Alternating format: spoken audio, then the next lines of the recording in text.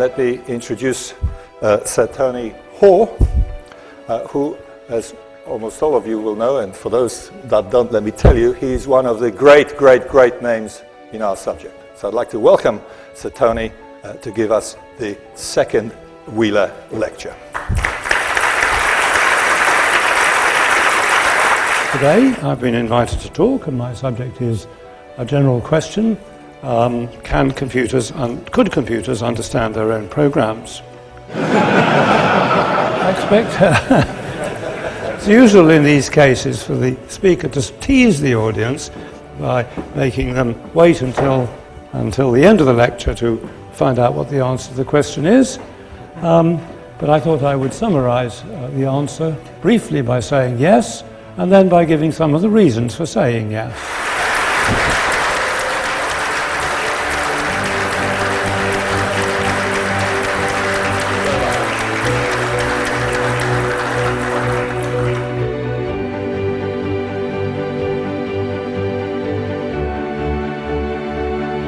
So now we move on to the book launch part of our special day.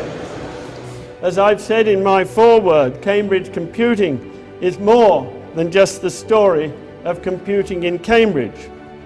Haroon sets his history in the broader framework of how calculators and computers evolved worldwide.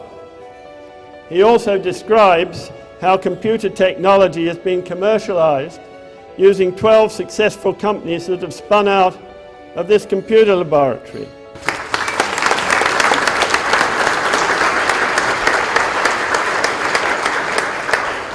But writing the history of Cambridge Computer Laboratory was a fascinating journey.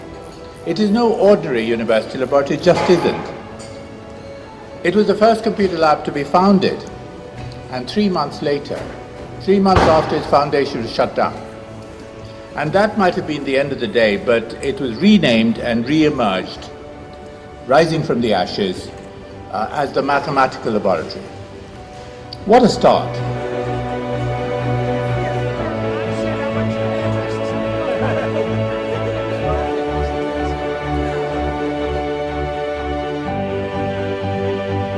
So let me introduce Mike Litch. It's a real great pleasure, privilege, and honor to have such a distinguished engineer and entrepreneur here with us. You are a very difficult audience, you see, because I do quite a lot of public speaking. I have this quite well sorted out. Because normally I get invited to a group of people that might be, for example, very capable business people. And what I do is I stand up and I immediately start talking about sparse Bayesian analysis and singular value decomposition over multi-dimensional spaces. And of course, I'm on safe ground. No problems. Now, having seen some of the faces in here, who I realise have neurons that are younger than mine and have not been abused at the same level, that's dangerous territory. Fine. I always have plan B, which is in those situations, I talk about business and operating margin and free cash flow and all those sort of things, and I get away with that. So we're in a bit of a problem today. We're going to have to sort of try and stay in the middle. If it gets really bad, I'll start just making sort of general philosophical statements and a bit of interpretive dance, and we'll see if we can get away with it.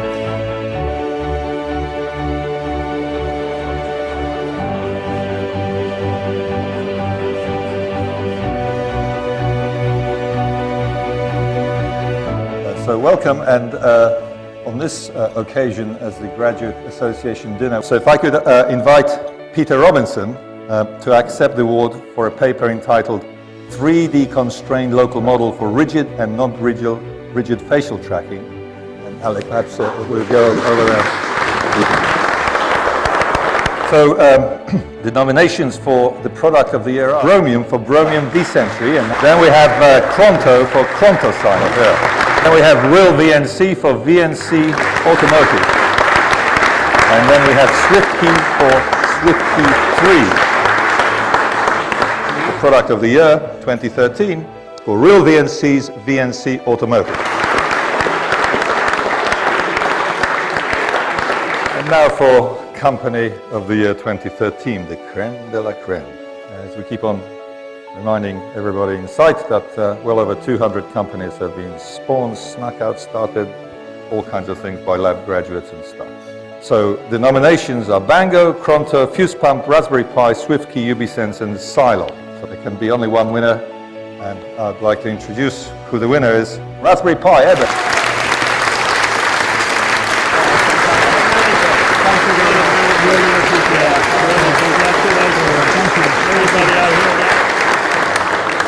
So let me just finish by asking you all to stand and drink a toast to the next 75 years of the Cambridge Computer Lab.